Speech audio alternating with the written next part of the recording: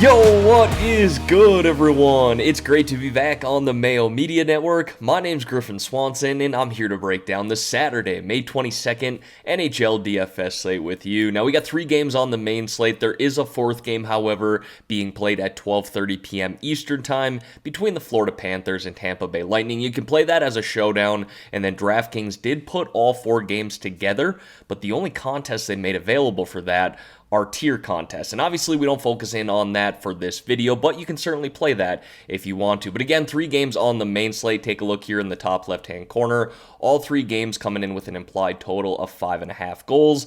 Take a look down here at the Vegas odds. Maple Leafs sitting nice at -175, but looking like the other 2 games there should be pretty close. Now, before we dive into my favorite line stacks and individual plays, if you could hit that like and subscribe button, I would greatly appreciate that. Pat and his team at the Mayo Media Network are posting content all week long, multiple different sports. You don't want to miss out on any of that. And of course, for you podcast people, you can head on over to the Apple Pods as well and find all of the content there. Leave a 5-star review while you're at it. And of course, want to talk a little Prize Picks here with you. For those of you who aren't familiar with Prize Picks, head on over to prizepicks.com and check it out. And for those of you who want to sign up, make sure you use code MMN for up to a $100 match deposit. It's completely free money. As soon as you put your deposit in, they will match that. You don't have to compete in anything. It's literally free money. Again, just use code MMN. Now, I do have my eye on a couple of picks here for this Saturday slate. If you want to see who I got my money on, head on over to the Mayo Media Network Twitter account. We're going to post those there. But look, if you want to just head over to prizepicks.com right now, check out the number of different sports that they offer. Maybe you don't want to play NHL. They got NBA, MLB. They even have some early NFL props out already. Hell, if you're into disc golf, they offer some props for that as well. So check it out, prizepicks.com. Again, if you're going to be signing up, use code MMN for up to a $100 match deposit. And I do have 2 picks for this Saturday slate, so head on over to the Mayo Media Network Twitter account. I'm going to post those there. But all right, folks, let's dive into this spreadsheet here for the Saturday slate. So kicking it off with my favorite line stacks here. The first line that I like is that first line out of Toronto. We got Matthews centering Hyman and Marner here. Now, obviously, we all know what happened in Game 1 with John Tavares there. A very scary situation. Glad to see he's doing well and in good spirits. Hopefully he can recover soon. But that's just a bad play. You know, Toronto, the emotions are running very high. You don't want to see anybody get hurt in the game of hockey, let alone your captain, someone that's really good to the game. So there are a lot of emotions running in last game. It probably did end up benefiting Montreal, but I expect Toronto to bounce back in this game. Look, it's a huge game. If they go down 0-2 at home, it's really hard to bounce back from that. So I'm expecting the best out of Toronto. I'm expecting the best out of this first line here. And look, all 3 of these guys played great against Montreal all season. They all average over a point per game and double-digit DraftKings points per game as well. So the upside is definitely there. I wouldn't be surprised if we see all 3 of these guys play 20-plus minutes. All 3 will play on the number 1 power play. And again, I think they bounce back in this spot at home. And then the next line stack that I like here is going to be that third line out of Pittsburgh. We got Jeff Carter centering Jared McCann and Freddie Gaudreau. Now, the reason I went with a third line here, and it's not typically something I do, but look, it's a 3-game slate, and we need to find ways to get contrarian. So I'm just going to go over this very quickly. What I typically do is I break down each individual game. You know, I try to do that even on a 12-game slate. It's a lot harder to do and a lot more time-consuming, but a 3-game slate like this, it's relatively easy to do. Basically, just go through each game, each team, saying, okay, how do I see this game panning out here? High scoring, low scoring. What team do I think wins? Who's going to have a lot of shots? Who's not going to have that many shots? And then kind of make your plays from there. I think a lot of the popular plays are going to be obvious on this slate. Matthews and Marner are probably going to be the highest 2 owned players on here. Sidney Crosby, a big name, obviously, going to carry some ownership. So we need to find ways to get contrarian with our lineups, especially on the GPP side of things. I think we can do that with this third line here out of Pittsburgh. Again, Carter, McCann, Gaudreau, all 3 of these guys here have played relatively well in the series so far, and all 3 offer double-digit DraftKings point upside. Jeff Carter's really leading this line here, and he's played phenomenal with Pittsburgh, really ever since being traded over there. I think he has 12 goals in 17 games, just absolutely absolutely great numbers. He's played well in this series too. You can see he scored 3 goals and has 1 assist through 3 games so far. McCann has kind of been the one that hasn't played all that well in terms of getting on the score sheet, but the chemistry between him and Carter has been very real, again, since Carter joined the team. And then Freddie Gaudreau there at $2,900, very easy to justify him at that price, and he's got 1 goal and 1 assist in this series so far. So again, double-digit DraftKings point upside. Freddie does not play on the power play, but you'll see Carter and McCann play on that second power play, and again, we can get him at a very cheap price tag here and likely low ownership. All right, now hopping on down here to my favorite individual plays. We're going to kick it off with the forwards, and I honestly wanted to make a change here before I started recording. I wanted to put in Jonathan Marchessault of the Vegas Gold Knights at $6,300 here, but unfortunately, before I start recording, I send this spreadsheet over to the Mayo Media Network team. They start building the graphics while I record, so I can't make that change on the fly because it messes up the graphics, but just know I really like Jonathan Marchessault at $6,300 here too, but I do like Barzal, but the reason I was going to change is because Barzal is probably more of a GPP play, not much of a cash play in my opinion. Sure, he's got tremendous upside, but it's not going to happen every single night. There's just a bit of inconsistency there with him. However, he did have 29 points in 29 games at home this year, played much better at home compared to on the road, averaged about 12 DraftKings points per game while playing at home, so 2 times the value here at his price tag of $6,000. Again, he's got that 20, 25, even 30-plus point upside, but just more of a GPP play for me here. He didn't play great in games 1 and 2, but played noticeably well in game 3, so hopefully he can kind of build on that, continue that here in game 4.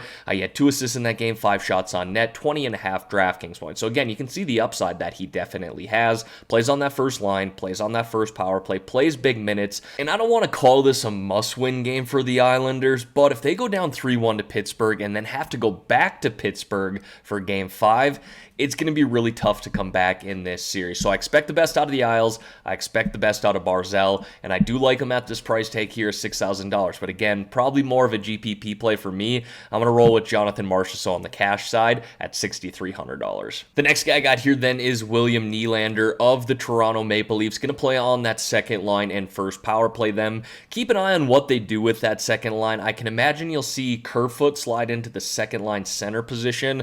I'm not 100% sure quite yet. We didn't see any practice lines here from today, but William Nylander will for sure play on that second line and first power play. He played well against Montreal this year, had 5 goals, 3 assists, 8 points in 9 games, average about 11 DraftKings points per game, so again, 2 times the value there, and he was the only Toronto Maple Leaf to score a goal in game 1, had 4 shots on net and 14.5 DraftKings points. So, love that he scored in game 1. Again, I expect the best out of Toronto in this game here. I don't want to call it a must-win game, but if they go down 0-2 at home, it's going to be really tough to come back from that. So I expect the best out of that first line. I expect the best out of Nylander. I just expect the best out of Toronto in this game, but I do like Nylander at this price tag here. The guy has double-digit DraftKings point upside, 20-plus upside as well, playing on that number 1 power play. The next guy I got here then is Anthony Beauvillier, the New York Islanders. He plays on that second line and first power play, plays solid minutes, and I like the way that he's played in this series so far, and I actually like the way that he was playing heading into this series. He's got 6 goals, 4 assists, 10 points in his past 10 games, averaging about 3.5 shots per game. I love that. And averaging about 13.5 DraftKings points per game as well. And this is, again, a guy that has 20-plus point DraftKings upside, playing on that number 1 power play. And again, he's played well in this series, too. He's top 12-plus DraftKings points in 2 of the 3 games. Now, again, I kind of wish I would have highlighted Marchessault in that number 1 spot, because honestly, if I had to pick between Barzal and Beauvillier, I'd probably take the savings here with Beauvillier. He's been a lot more consistent lately. Barzal is going to play bigger minutes, but again, Beauvillier still plays on that number 1 power play, second line, so there's not a huge difference there. So yeah, I kind of wish I would have highlighted Marchessault, but I really do like Beauvillier at this price tag here. He's just been very consistent here heading into this series and in this series so far. Now, I know I don't get to highlight Jonathan Marchessault here, but I am going to highlight one of his line mates there, and Riley Smith. Love this price tag here, $4,400. $4,400. If you've watched any of my videos this season, I've talked about how inconsistent Riley Smith has been. However, over the past 2-3 weeks here, he's really started to find his game. He's got 6 goals, 6 assists, 12 points in his past 10. Again, averaging about 3.5 shots per game. I love that. And close to 15 DraftKings points per game over his past 10 as well. He's got 3 points in 3 games so far in this series, playing solid minutes on that second line and playing on that first power play as well. So again, I don't get to highlight Marchessault, but Riley Smith and that entire second line has played pretty well in this series, heading into this series. So if you want to stack them up, it's going to be Riley Smith, William Karlsson, and Jonathan Marchessault. I think there are very few line stacks that make sense on this 3-game slate, but that second line out of Vegas is definitely one of them. Moving over to the defensemen here, I certainly don't mind paying up for defensemen on this slate here. Guys like Alex Pietrangelo, Chris Letang. I think there's enough value at the forward position in the 4 to 5K range, which will allow us to pay up for guys like this. Pietrangelo is the guy that stuck out to me. He just plays such consistent hockey, can rack up DraftKings points in a number of different ways, has 3 goals, 4 assists, 7 points in his past 10 games, averaging about 4.5 shots per game. Again, absolutely love that, and averages about 1.5 block shots per game as well. So he can get you 5 shots on net, that 3-point DraftKings bonus, or he can block 3 shots in a game as well and get you that 3-point bonus there. Again, a well-rounded defenseman that can rack up DraftKings points in a number of different ways. He's going to play 24, 25 plus minutes, plays on the penalty kill. On paper, he technically plays on the number 2 power play, but needless to say, he's going to get plenty of time on the special teams. Next guy here is Matt Dumba. Honestly, I'm not in love with a lot of these low-priced defenseman options. I probably prefer Justin Holl there at $3,600 over Matt Dumba. If not, I'll probably just pay up for defenseman, but if we can get Dumba to play in Game 4 like he did in Game 2, there's definitely some upside there. He had a goal in that game, 4 shots on net, and 8 block shots, top 27 DraftKings points. So the upside is there with this guy. Again, it's just the consistency. It's not there. He's going to play decent minutes, should play about 20-plus minutes, plays on the penalty kill, plays on the second power play. So the opportunity is there as well. Again, we need him to play like he did in Game 2 to likely meet value. Again, I probably just prefer Justin Holl here at $3,600, but Dumba, if you can get back to that game again, the upside is definitely there with them, and I don't mind him at this price tag here of $4,400. And then wrapping up the defenseman here with Justin Holl at $3,600 for the Toronto Maple Leafs. The value play that stuck out to me, again, when it's below 4K, I'm really targeting guys that can get you double-digit DraftKings points, and Hall's a guy that can do that. He's been able to do that in 4 of his past 10 games. He doesn't play on the power play. I don't love that, but he's still going to play solid minutes, anywhere from 18 to 22 minutes in regulation, and there's always overtime potential here in the playoffs too. I've been hitting the shot props. I don't want to get off topic here, but shot props have just been money in playoffs because of that overtime. But back to Justin Holl here at $3,600. Again, a guy who can get you double-digit DraftKings points, does play on the penalty kill, and that ice time, like I said, is there. And I'm not banking on him to get on the score sheet. He does have 5 assists in his past 10 games, but really kind of banking on him laying out the body and blocking shots. Averages about 2.2 block shots per game, or has in his past 10. It's playoff time, baby. Guys are a lot more willing to put their body on the line here too. I'm expecting that out of Justin Holl. And again, just a guy below 4K that can get you double-digit DraftKings points, and that's really what I'm targeting. Now, for any of you who have watched my videos over on my channel, you probably know what I'm going to say here. All of the goalies on this slate are really in play here, and I do believe in that, right? It's a 3-game slate, so we only have 6 goalies to choose from. From a GPP perspective, I truly believe all 6 of those goalies come into play. However, from a cash game perspective, I'd probably just lock in Fleury here. I suspect that of the 3 games, this will be the lowest scoring game. Now, I said that last time as well, and then they scored 7 goals, so maybe take that with a grain of salt. But in the first 2 games, obviously, it was very low scoring. I'm kind of expecting the same here. You could roll with Cam Talbot if you think the Wild bounce back here, but Fleury has just been phenomenal as of late. Look at his numbers there. He's 9-0-1 in his past 10 starts, averaging 20.3 DraftKings points per game, and if you've watched him in this series, he's been phenomenal. Really fun to watch.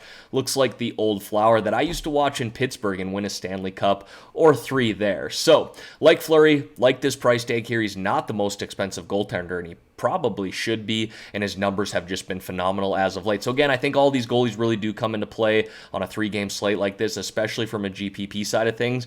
But from a cash game perspective, I'll probably just roll with Flower here. And as always, wrapping up the video here with my low-priced option or sub 4K forward play, we got Ryan Hartman of the Minnesota Wild that I'm going to highlight here on that second line and second power play for the Wild. Now look, if you go look at his numbers here over the past 10 games, and even in this series, you're going to go, really? Ryan Hartman? They haven't been that great. However, he has looked very good in these first 3 games between them and the Vegas Golden Knights. In Game 1, he ranked 1st. In Game 2, he ranked 3rd. And in Game 3, just last game, he ranked 5th in expected goal percentage. Finally, he broke through last game and scored a goal. I'm shocked he didn't score in Games 1 and Game 2 too. I mean, he was that good in those games. Playing on that second line with Kaprizov helps. Kaprizov's such a stud. He's a little too expensive for my liking, and considering how I expect this game to be low scoring, I don't really love him. Maybe a GPP play, but Ryan Hartman, I'm comfortable in cash or GPPs. Like I said, played noticeably well here in the first 3 games. Getting scoring chances, get some power play time as well, and obviously very affordable. All right, everyone, that's going to wrap up the video here for today. As always, thank you all for taking the time out of your day to watch these videos. Don't forget to hit that like and subscribe button. Pat and his team posting content all week long, multiple different sports. And I promise you don't want to miss out on any of that. And again, for those of you who do want to sign up for Prize Picks, make sure you use code MMN for up to a $100 match deposit. But all right, folks, let's have a great weekend here. Let's win some money on this slate. I'm out of here.